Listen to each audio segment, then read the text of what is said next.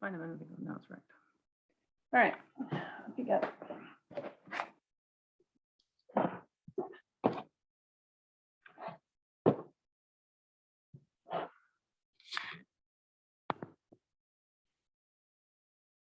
Dum-dum-dum-dum. This one. This one I'm doing.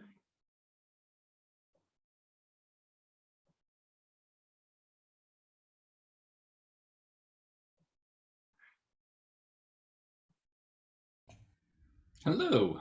Oh, how are you? I am great. How about yourself? Pretty fantastic, actually.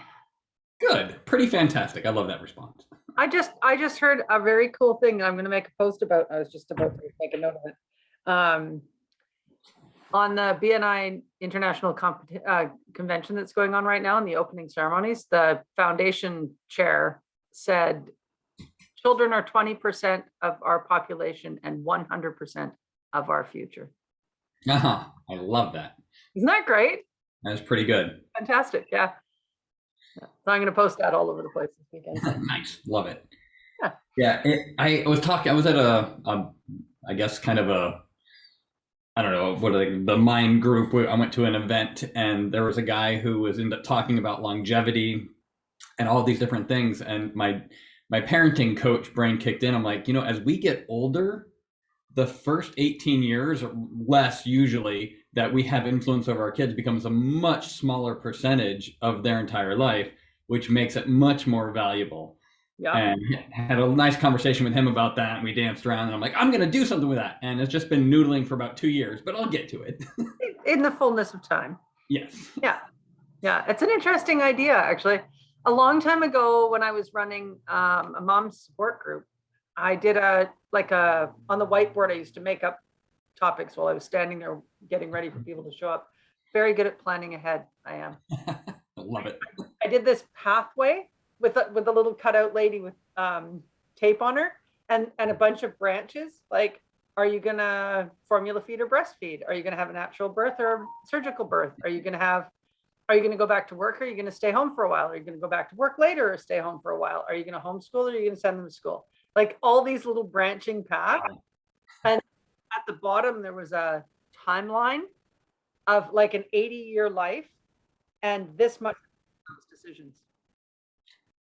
Yeah, which impact the rest of that. Yeah, but also it was not only this much of the kids' decisions, but this much of the woman's life. Yeah. Like it feels like it's everything and it's huge and it's never going to go away, but it's this much of your life. Like, yeah. What did I miss? Hey, Mark. Good morning. On the BNI Global Convention this morning, I heard the BNI Foundation chair talking. They do fundraising for children around the world. And he said, children are 20% of our population and 100% of our future. Well said. Yeah. Yeah. Well said. And then Tank had one as well. And somebody said to him, we riffed off that for a minute. Yeah. Just talking about how as we as a population grow older, the formative years that we have any say in our kids becomes a much smaller percentage of the actual lifespan. So that 100% of our future, we got to do better in that first Yeah. Right? Yeah. Right. Yeah, I think that a lot of people have the sense that, oh, I'll get around to that, and then their kids are 40. I've got a friend that we do some work with, and I hadn't known that. She told us a story about her and her husband, like, because she was just talking about this little timeline that she drew out. Linda was just saying, like, her and her husband sat down and said, okay, are we going to have kids? And like kind of did those like decision matrix. And I'm like, and how old were your kids? She's like, no, before we had kids. I'm like, no, that doesn't happen. You're going to have to back that up. I don't understand those words. Like they sat down and did that. And I was like, holy wow, that's unheard of, right? Like I've never known anybody to plan it to that level to talk about. I don't think they went down to all the details that you were talking about, but more so than anybody. And God forbid the people that choose, well, if we have a baby, maybe that'll save the relationship. Oh, good Lord. I know so many messed up kids now, adults who were born literally to save their parents' marriage, yeah. And pretty much failed. So your purpose in life failed before you were 5. Oh, boo. Ouch. That's Ouch. such a sad way to put it. Well, it wasn't my way of putting it. It was actually the way one of the guys put it. It's like, Oh, no. because sometimes parents need to learn how to tape their mouths shut a little earlier. Yeah. Yeah. Telling your small child that they were born to save your marriage is not okay. I would agree with that. Yeah. Same thing with telling them that they're an oops is also Yeah. not exactly nice, is it? No. It's No. all about framing, though, right? Like the important thing there is like, yeah, we had you to try and save the marriage.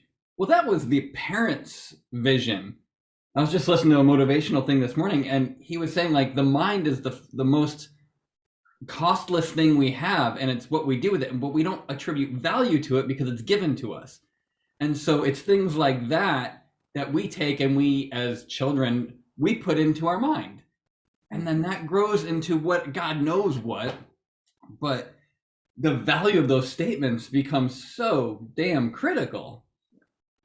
They apparently listen to everything we say and see everything we do. Little Apparently. recording devices. Yeah. And they feel almost everything that we feel, whether we know it or not. Yeah, It that's a goes good beyond point. that. Yeah. That's a good point, Tank. They do feel it, and sometimes you don't realize that they felt what you said or did or didn't do for weeks or days or heck even years on end. right. You it's trying to be more emotionally aware of children and not just yell at them to do what you want, right? Type thing. So yeah, that's definitely something that I've learned over the years. I agree.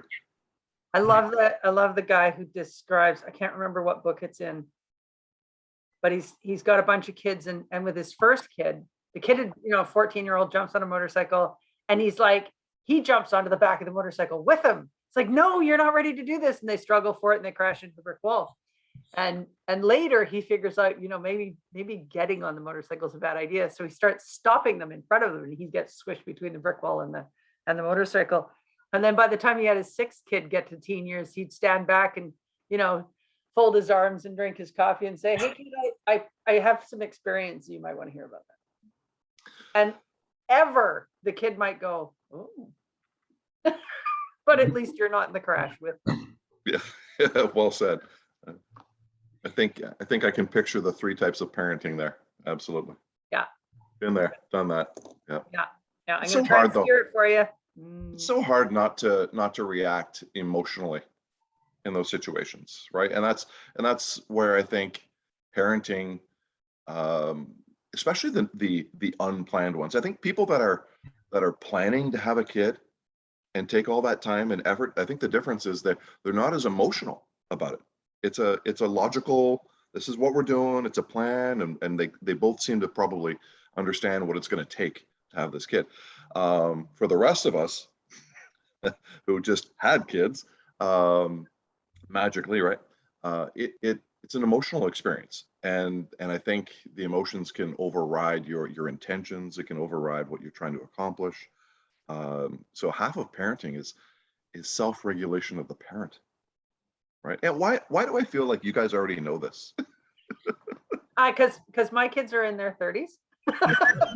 Mine are in their 20s. Yeah. I've already made all those mistakes. Right? that I could just maybe we'll talk later. Yeah. type of attitude, right? Yeah. Yeah. It's like Like, try to I just- could fix, no. yeah, Yeah. mouth shut. Yeah, mouth shut. Just try to let it happen. Yeah.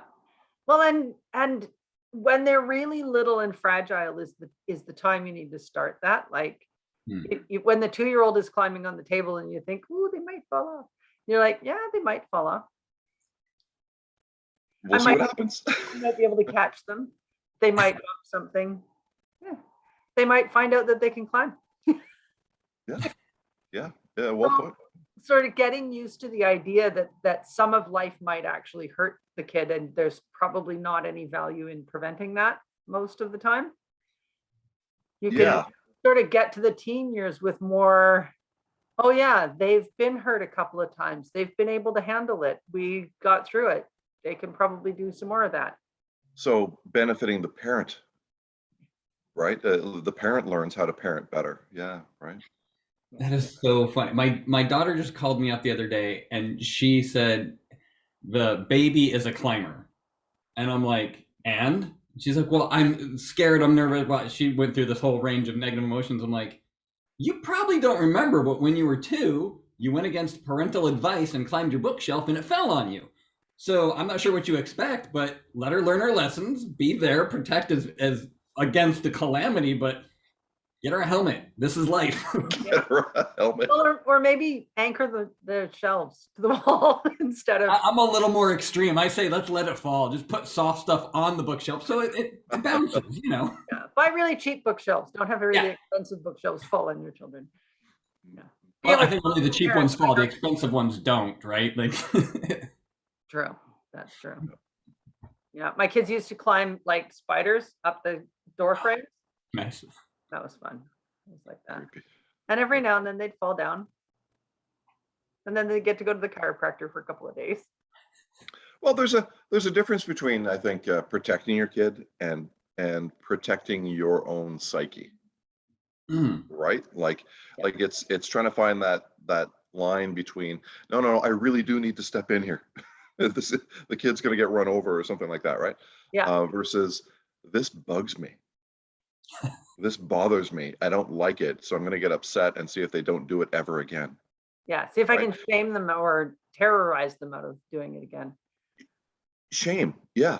That's exactly the emotion or the feeling that you're trying to impart, right? You're trying to get them to they're going to say, oh wow, I really upset my parent, therefore I don't want to do this, and hope that, you know, and we're going to hope that lasts forever. Yeah. Well, And- and it sometimes can. The intensity of that, you're the wrong kind of human being for even doing that is very hard on kids, and it can really last a whole lifetime. It can be the kind of thing that, you know, no matter how much they like music, they will never sing again. What do you guys think to really explain this? To me, those parents that always got down on one knee in the grocery store were the parents that I was like, what are you doing? Right? Like, it's like, but how much of, even at the age of 3, 4, 5, are the kids really hearing you? Are the kids listening? You know, that's more of a question I have. Can you have a conversation with a 5-year-old as opposed to getting upset? Or is the message just don't get upset? So there's a balance between, okay, we don't need to have a full conversation with the 5-year-old, and we don't need to yell at the 5-year-old, but maybe we could have a short conversation and move on. I think you need to back the bus up a little bit, because I think in that situation you're talking about, you know, you just grabbed your kid who's bounced off of a display and sprayed it all over the place and then crashed into a little old lady's cart, right? Mhm. So at that point you're like, hang on, kid. Yeah. Talking to them in this moment is probably not going to work very well, because you have that intensity face that's kind of overwhelming, and at that point they take in things the wrong way. But if you back up a little bit and walk into the grocery store and say, as you're walking in, you say, remember, we walk in the grocery store and we don't crash into things, and we leave the stuff on the shelves that we aren't going to buy, and we're careful with the carts and other people. And also, And if you can't manage today, we'll just leave the cart in the aisle and apologize to the freezer section and try again later. okay, so there is a consequence there. Well, it's not a consequence so much, because no child on the planet wants to be in the grocery store most of the time. Yeah, That's right. They're not like, their idea of a fun thing to do. So you can't threaten them to leave, because that's what they want. You know, when the kid's overwhelmed with the brothers and sisters and they know if they poke one of them in the eye, they'll get sent to their room. Some days they're not dumb. They've arranged their lives so that somebody else makes sure that they get what they want. pretty smart little buggers, aren't they? They absolutely are. And I think really important to remember is they're probably smarter than you. In some Because- ways. In terms of naked IQ by itself, they have to recalibrate the IQ test every 20 years or so, because kids on average are 25 IQ points smarter than their parents. Really? Yeah. Well, that's cool. That's why they need to know your age when you do an IQ test, because if you just did the IQ test and pretended you were 18, they'd think you're really dumb. Good to know. Let's recalibrate that. Yeah, make sure you tell them your right age, because otherwise you'll be like, or tell them you're way older than you really are. Yeah, I'm a 612. I shouldn't say IQ 29. points just by pretending you're 80. Too funny. I think the grocery store thing, it kind of circles back to they feel you, right? So even if the parents don't have the wherewithal to have that ongoing conversation, those are the hidden rules or the unspoken guidelines. And you have them at the house. We don't color on the walls. We don't throw your brother into the toilet, like whatever they might be. But it's that in that moment, it's that reaction that you have that they're going to feed off. So no matter what you say or what you do after that, they get that first hit, and then everything is colored by that. Yeah. And so getting down on one knee, like, I'm very disappointed, and blah, blah, blah, blah. Doesn't matter what you say after that. It's like, accidents happen and we're going to clean this, whatever. You have so many choices, but it's the initial reaction. it's the initial thing, which is what we carry with us. If we don't clear our crap, Oh, that's what we got from our parents. And it's that lineage of, it's just habit, right? It's just learned habit. And It's that not may be even a habits. habit. It's almost an automatic reaction because Yeah. it comes out of our survival system. Yeah, It's I like agree. jumping out of the way of a car that you just saw out of the corner of your eye. You didn't decide to do that. You didn't think to yourself, now, will I jump out of the way? Will I hope that it moves around me? Like, you look just at my yellow pad and there's no start conscious pros and thought. cons. instant brain work, right? How do we fix that? How do as parents who, I had great parents. I mean, I would classify them as like very high, like good parents, right? Loving, caring parents. But maybe just the culture or the times changed, and they were a little bit more, do what you're told, don't be, heard, seen but not heard type of thing, and so we all carry that forward. How do we break that cycle? How do we stop? You That's challenge it. We all know that there's several different types of parenting. Like when you get into it, some parents go, well, I'm not going to do what my parents did. And they do the exact opposite, which is just as bad on the other side of the coin. Then there's people who say, my parents were great, I'm going to do what they did. Yeah. But that leaves the blind spots intact.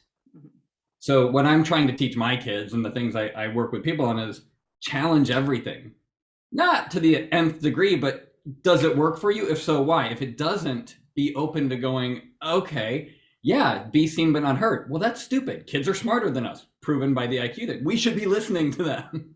Right? So it's just the idea of challenging the notion that what we have and what we're doing works. We survive, but is that? I think that's one of the things that I really like to contextualize, because I think the loyalty to previous generations is noble and helpful and Yes. lovely and valid and human and all the rest of it. What we're being loyal to, though, is the people that we care about, not the ideas about things they didn't understand at the time. And I think, to be fair, when we're talking about effective parenting techniques and the research that backs them up, this information is new. My parents didn't have access to it, full stop. It didn't exist. Right. There was no such thing as, respectful communication and the idea of body autonomy for babies. Like, it didn't exist. It wasn't that they were ignoring it. It was, they were parenting the way that it appeared to work. And now that we have a lot more information about what appears to work and how much damage that can do, their intention doesn't matter when it comes to how we're transmitting it to our next generation. So we need to look at how it actually fell on us. So we'd had that stop right now thing and sent to your room and shamed and blamed for problems and challenged for lying when we didn't know what was going on, or told to shut up when we talked back. Like, all those kinds of things that end up with us loaded with a lot of negative and unfortunate emotions. They never meant to do that to adults. They didn't mean, I think you should carry the shame of, slamming your sister's hand in the door until you're dead. They meant, could you please pay more attention to when you're shutting the door? Right. Mm-hmm. I didn't do it again. 100% win, right? Well, kind of no, because it didn't help my sister to have me be yelled at for 10 minutes. And it didn't make me feel like I was capable of making better decisions. It made me feel like I was a wrong person. So walking into anything like that my kids were doing to each other, the overwhelming emotional load of that stuff, because our brains are really good at picking out the things that helped us survive before, that reminded me of that. And now I'm full of the same emotions. So you end up dropping it back onto your kids because it comes up in you in any situation that reminds you of what happened to you when you were a kid. Only now, instead of standing there in stunned silence and crying or wetting yourself or whatever happened, you're the adult, and now You're the other one. you get to do the shouting. Yeah. So you're really shouting back at your parents or at the teachers or whoever it was. You're not really shouting at the kid. You're shouting about what happened to you. So it's get a roll of tape. It's tough. Until you can calm your body down. The best advice is to stop talking. Like, just don't do anything at all. There's a physical response to that. So similar to the fight or flight type of response for the way I would describe it, right? Like, I'm not a fighter type person. I'm not a very physical person, but I get that same emotional response with a disrespect type of situation, right? Or defiance. Anything that feels like they're not listening to what you want. Exactly, and it's you got to take a breath. Yeah. You gotta can we teach that? Can we? You can learn it, and it helps a lot to do conversations like this, to talk about how it feels in your body, how you feel it coming on, because it comes on instantly. Like, it's just hot reactor, right? You're just filled with it immediately. And then to learn how to just not move in that moment and breathe until it dissipates, because it feels like an emergency and it's going to last forever, because those emotions always feel that way. But in fact, it'll dissipate in less than 15 seconds. Right. If it's a real emergency, those emotions don't come up. You just grab the kid out of the road. Like, you don't have a reaction like that. What happens after you grab the kid out of the road is all those emotions come. And now is the danger part, where you're going to start shouting at a kid. Yeah. When in fact, your own fear is enough to explain what was wrong with that. You don't have to say anything. Yeah, the kid's going to be looking at you bug-eyed at that point already, right? Yeah. Exactly. And the look on your face is like sheer terror. So they get it. This is dangerous. Yeah. You don't have to say anything at that point. But being quiet and not letting out that, I got scared, it reminded me of that, and then it all poured out of my mouth into somebody else's unfortunate little head.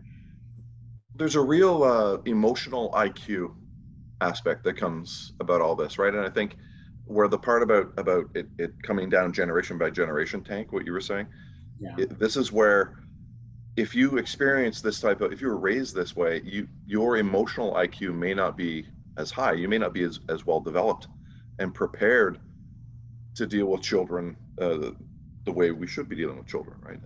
So that's really interesting. Well, and that's why I say challenge it. I don't mean throw it all away. I mean, just question it. Yeah. Like, we have to question it. And the other thing, breathing, can you teach that? That's one of my partner is a breathing facilitator, and this is what we have, like, weekend events that we do, that half the day is breathing. Not only can it be taught, it needs to be taught, because it's such, what I think has been happening is, with our language, we've gotten very lazy as a culture, and we start attributing the one that popped in my head was when somebody goes, "Oh, I'm starving." Well, if you're truly starving, that's the prefrontal cortex, that's fight or flight. And we start mapping those things. So the day-to-day things, like, we start having all these really visceral reactions to paper cut, right? Like, that's not earth-shattering, right? But it's killing me. No, it's not. It's just an owie. Like, let's recalibrate a little bit. Yeah. And as we do that, and we don't challenge our own thoughts and those of our ancestors or whatever, that builds up that resistance of thinking. It numbs us to that moment. And so, like, to your point of, when there's a true emergency, you act, there's no thought, right? That should be a really, and not the only line in the sand, but that should be a good thing. If you're thinking, you have control. Take it, use it. Let's play with it, right? If it's just an emotional response, and you're ruminating about it for a couple of seconds, basically thinking, how am I going to respond to this? That's your opportunity to apply the brakes. Yeah. Right. Yeah. Right. Physically respond. Yeah. You have an opportunity. If it's an emotional thing, or sorry, if it's a real emergency, you're not going to have that time. It's just going to be a quick boom, grab the kid, whatever it is. Yeah.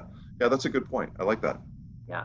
I think it was in Viktor Frankl's Man's Search for Meaning that he talks about one of the gifts that humanity has and doesn't often use, is that we actually have the opportunity in any critical situation to pause and think before we react. Now, the kid in the road situation doesn't count because that's not what we're talking about here. We're talking about it looked dangerous, or I was afraid, or it freaked me out, or I was never allowed to do that as a kid, which is often the kinds of stuff we overreact to. I know a lot of parents who have a real problem with kids making noise. I don't remember 5 or 6 year olds who think repetitive sound is really fun. So they'll sit on the stair and stomp at exactly the same period for the rest of their day. And it just makes people wild because they were never allowed to do things like that. So that kid can't be allowed to do that either. And I think, okay, but why? And is this all about you, or is this actually about, the stair? Because the stair is going to be fine. Getting another 1,500 stomps on it by somebody who weighs 80 pounds is really not going to be a big thing for the step. Are there neighbors that it's going to irritate? Is it genuinely a problem, or do you just need some noise canceling headphones or to step outside for a little while and take a breather? Is this just your emotional reaction to something that you weren't allowed to do rather than an actual problem? Well, I think the answer is clear. I mean, you're not really asking it. I get that, but the answer is, I definitely agree.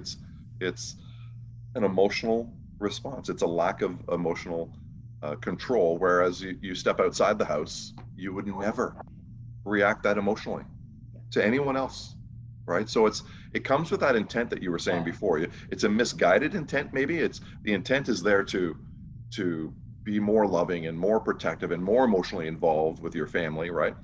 But it sort of backfires in a way. Yeah. And it's often, I want to protect my kid from what I experienced, but what you're almost always doing in that moment is redoing it. Yeah. Yeah. Okay. So the one question I have is, most parents don't know that they're doing something, maybe wrong is the wrong word, or incorrect, or that they could be doing parenting better. More effective. Effective is my favorite word. Yeah, more effective, right? So how do parents get that information? It's like, we don't offer, I mean, maybe you offer a course, right? But I mean, do you stand outside the baby unit and say, okay, here's how to be a parent. Pamphlets. Here's how to be a parent, right? Yeah. How do we get the message out to people that don't know that they could really use some help? Yeah. Well, and how do you cut through the defenses of that? Well, I turned out fine. This is how my parents did it, and I turned out fine. Yeah. Well, you keep using that word. I don't think that word means what you think it means. I don't think it means what you think it means. I love that. I think what has been working for me is, I don't want to say gratefully. This is weird. It manifests down the road in so many different ways. So people have all sorts of what they call problems, and if you look back and back channel it and find out where it came from along that path that you were talking about earlier, Linda, in our conversation, like, all these decisions, all these actions, all these emotions came from somewhere. Like, if you're not enjoying the now, let's start taking that apart. It might be you, it might be your parents, it might be your boss, it might be your kids. You might have, like, the stomping is going to get you kicked out and evicted. Like, who knows what it actually could be. But again, not gratefully, but gratefully, there's so many things that without challenging, and I keep using that word, but without challenging what's going on in your world and how you want to be, you're going to have some situations where you need to adjust something. And it's a lot of times goes back to the parent, the parenting that you got, the parenting you're doing. The good part is, what I found is, as soon as you start challenging it, you start finding opportunities to improve, and the doors open really wide, really quick. As much as you want to take in, you can get. Yeah. I think one of the real challenges for kind of mainstream parents who aren't scholars in any way, or they just, they're busy in their jobs and they're busy at home and they don't have time in their heads to look into anything further or learn an entirely new language, like how to talk to kids so they'll listen to you. The big challenge is that the barrier is, I'm fine, they'll be fine, it's fine. and not having any sensitivity at all to how, you remember that yelling that you did about the bathwater on the floor of the waterproof floor and like half a cup of water? You remember the yelling you did about that? That's not fine. And that's not going to be fine with your kids. It's going to have lasting effects. We're looking at a generation of kids who have gaming addictions, who are vaping at a level that's just ridiculous, who talk back, have attitudes, have anxiety, have depression. This didn't come out of the air. This comes out of the culture of not treating children kindly or gently, kind of all the way along. And when you walk out of your own childhood and say, well, it all made me stronger, it all made me a better person, whatever doesn't kill you makes you stronger. I think it's really important to look back and say, actually, what made you stronger was the fact that you're a human being, and we can survive all kinds of things. Like, we can survive, you can fall 30,000 feet out of a plane and live. You can be shot and left for dead in a pile of the villagers' bodies and live. Like, there's a lot of things we can survive. That doesn't recommend them as a method. we're not gonna all suggest that we all go through this. It isn't those things that happen to us that made us stronger. We are strong. We are resilient and adaptable creatures. That's well said. It's that type of reframing of the narrative, basically, that well, I'll just speak for myself. I never heard until I was 35 years old, type of thing. It's trying to get to younger people earlier, or baby making people earlier, whatever age that may be. Right. Well, and sometimes to the influential voices around them, when they go off to the doctor or have their health nurse visits or something, and they come in and say things like, well, you better sleep train them or they'll make a habit of waking you up all night. Those kinds of voices come out of, frankly, sheer ignorance, because none of those people studied this in school, or they'd know better. And they're repeating the kinds of things that they heard their grandparents say to their parents and their parents say to their friends. And it isn't quality enough information. So we either need to stop those people from talking, or we actually need to inform them better, so that the baby making people are actually getting the information that they genuinely need to be able to make these decisions that are about this person who's developing into themselves with as little trauma added to their lives by accident as possible. Yeah. I like it. So basically the same tactic, the quiet, you might want to talk to me over here. Yeah, I know some stuff about that. I know some stuff. Yeah, come talk to me, type of thing. Yeah. So we're not going to ram it down everybody's throat. Well, a long time ago, I ran into a great metaphor for that. I'm not going to fill the Grand Canyon with the master's degree in this information that you don't want. But thanks. I like that one too. You're the queen of sayings. I'm the queen of stealing quotes. I don't know why they pop up in my head at the right time. No, but that's the gift. It's okay. You may have read the quotes, but it's calling upon them at the right time, which is impressive.